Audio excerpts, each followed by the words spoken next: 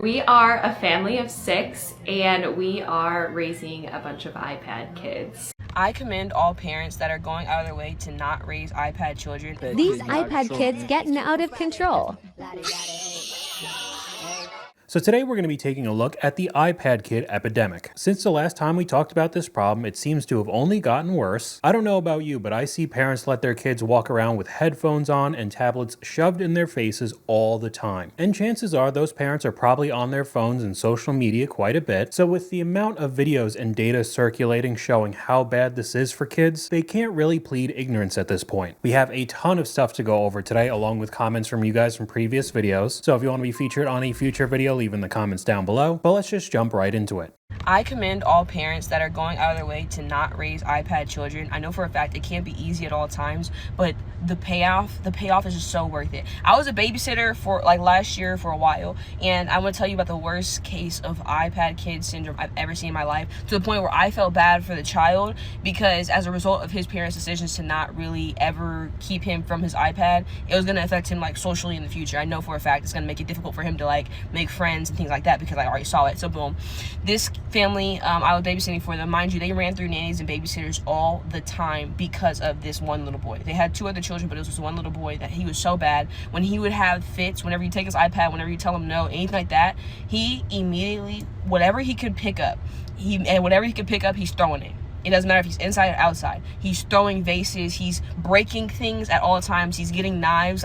He's 4 or 5 years old at this point. And this is a result of a parent never saying no. Any sort of issue is solved with a tablet screen. Let them watch YouTube Kids or Shorts, TikToks even. And it's not surprising to me when these kids lose it when they don't get what they want. Remember when Nickelodeon would do the Worldwide Day of Play and wouldn't show cartoons for 6 hours to encourage kids to play outside? Those days are long gone now. I'm a teacher and we use iPads to update the parents and take pictures. You could always tell who's allowed to watch the iPad. They're trying to watch me type a message to their parents and they're desperate. I personally kind of think it's odd communicating with the parents during the school day with an iPad. But if you don't believe the crash outs and meltdowns, we could take a look at a couple examples here. These iPad kids getting out of control.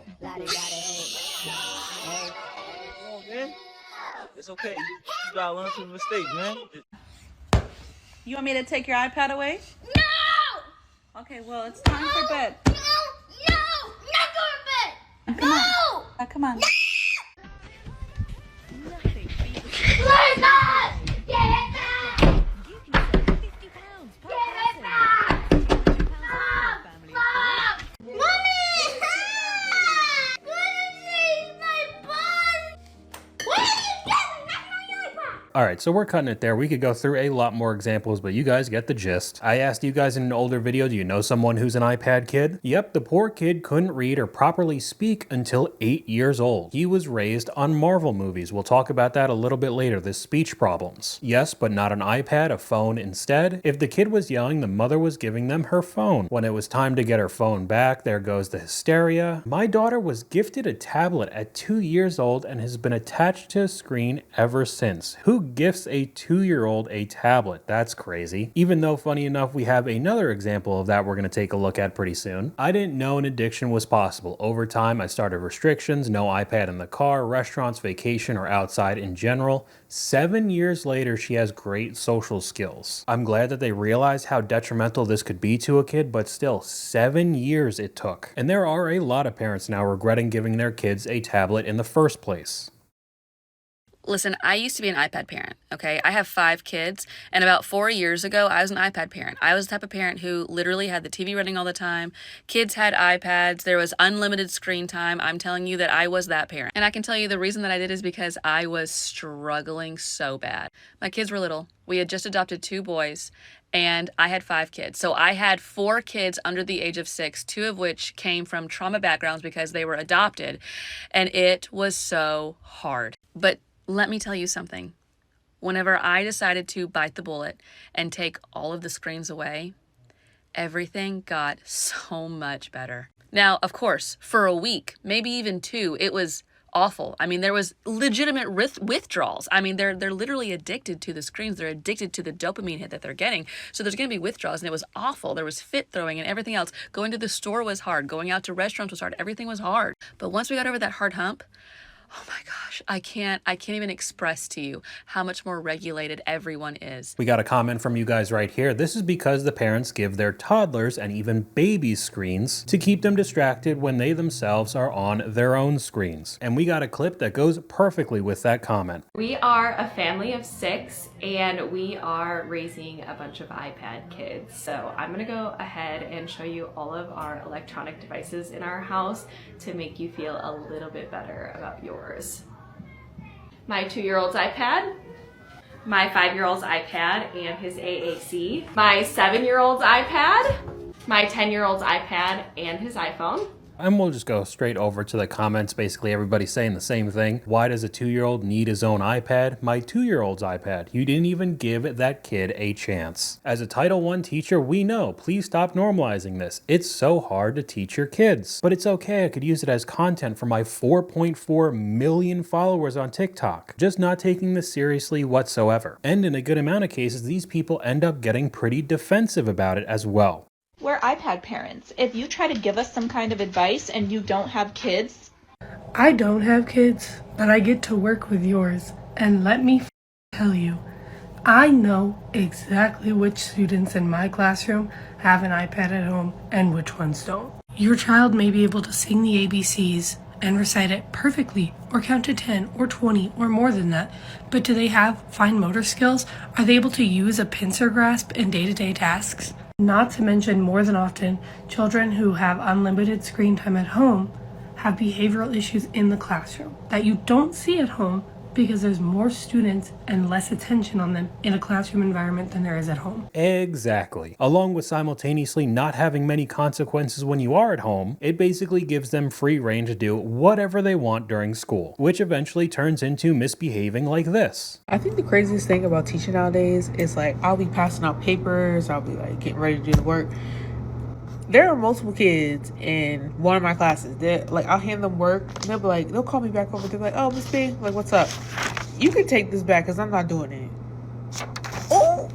We could go over to the comments. Cool, writes a 0. Refused on the paper. Hand it back to them and I'll call your parents and let them know you refused work in my class today. However, another problem in today's world is that their parents will come to the defense of that kid not doing work and start arguing with the teacher. And you're surprised a ton of teachers are quitting and going into another field of work. It's because there's no consequences for kids anymore. They don't fail grades and get left behind, no Saturday detention, no consequences at home either. Hit the nail right on the head.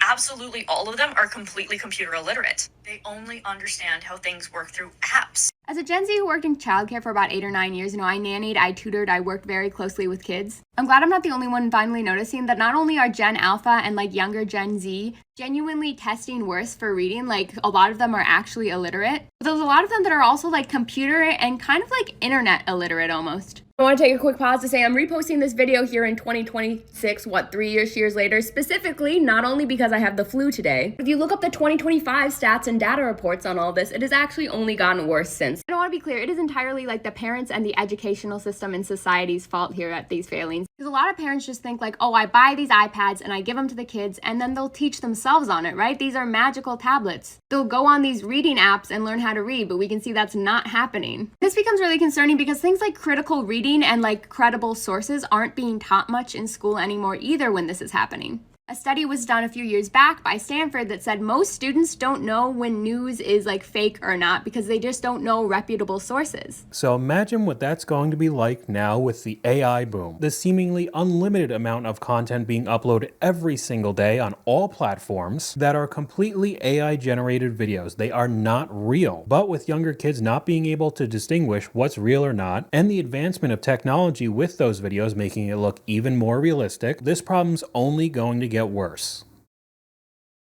Yeah, so how can I tell if a kid is an iPad kid within 5 minutes, right? Some of these things are based off of empirical studies. Some of these are just things that I've known from working with kids and clues that I can pick up on. Also, take all of this with a grain of salt considering age. Some of these that are going to be super obvious. For example, they can't handle the word wait. Wait is a big trigger word. It usually gets the same response for me that it does for no. So they're automatically seeing wait as a no to the right now thing. And immediately the clock is ticking. When can you get to it? Those things are easy. You can imagine that, yeah, that probably is an impact that you get from being on an iPad too much, right? Another thing that people don't think of so much is the impact on like social problem solving. A lot of times kids don't have the capacity to actually solve a problem because they're so used to things being automated. And this is their first time on earth, right? So they're like just learning how the world works, how social skills work, how relationships are reciprocal. And a lot of times when you have an online life that is such a large majority of your life, you're not getting that human interaction, the ability to like read people's faces, their social cues. Even if you are watching people on TV, like we don't interact like people do on TV. Going over to the comments, then why are public schools giving them tablets at 5? I don't know what's happening at public schools nowadays. I've been out of that for quite a while now. But that's the second example we've seen talking about having iPads in the classroom. I've also noticed that iPad kids don't enunciate. You could tell by how they talk that they learned how to speak through YouTube. And we could go on a little side tangent here with completely unregulated iPad use. These kids end up finding videos that they definitely should not be watching. This lady's son, he just showed us his iPad and everything on there was like mildly graphic. It was like beautiful cooking class. There was a Lego person and poop out their butt. There was a gumball was chained down with plump cheeks. It was like weird, soft porn geared towards children. That's why my kids, when I have some, will not be having a tablet. At best, they will have a Leapfrog. And this is still a problem even if you do regulate. Say you only let your children watch YouTube Kids. There's always some creators uploading videos bending the rules, getting around all the age restrictions and putting up inappropriate videos. And obviously if there are 0 restrictions and you could look up anything you want on the internet, it will be 100 times worse. iPad kids are breaking new ground. I saw one of them watching the most fascinating, befuddling thing I have ever seen. It was a split screen where one side of the screen was watching a highly stylized animated movie about a caveman and a bear, and the other side of the screen was the same movie 3 seconds before. I come from the era of Subway Surfers and Family Guy on the bottom of the screen.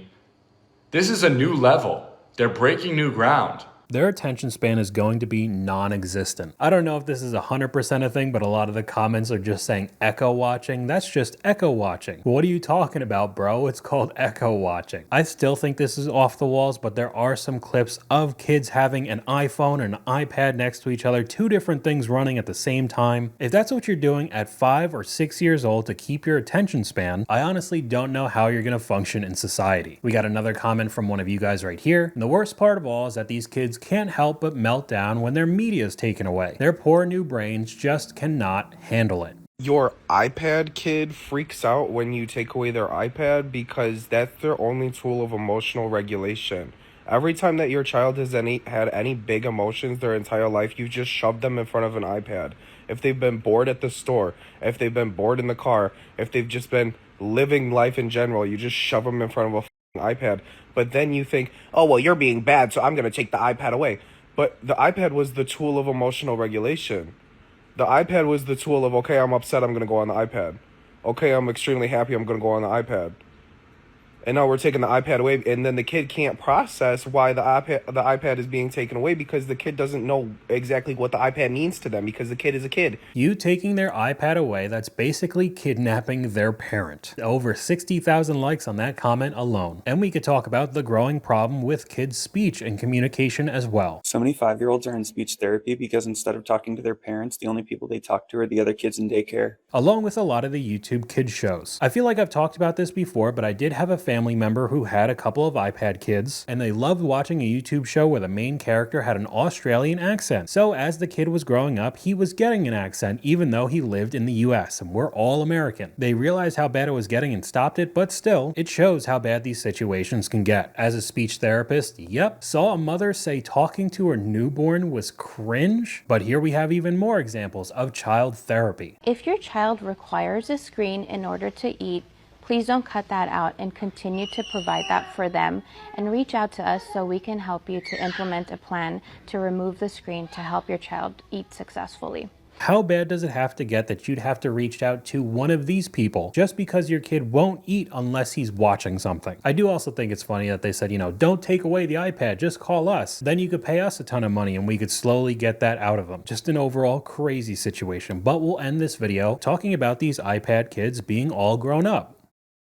First generation iPad kids are grown now, and I don't know if you know any, but it's pretty scary. I have a family member that's 16, so she was a first gen iPad kid. I looked it up. The iPad came out in 2009. She was born in 2007, so from the time she was a toddler. Obviously, not everyone this age. I have a couple other family members that are 16, around that age, and people I've worked with that are fun and great and lovely and wonderful to talk to. But iPad kids, when they stay that way, and what I think it is for me, the biggest thing overall, and I've like discussed this with my husband at length, is just there's a complete lack of social graces. I feel like what we would consider baseline manners, like she never offers to help. She never stops to like say hi to you when you come in. I feel like she doesn't know how to do anything or function.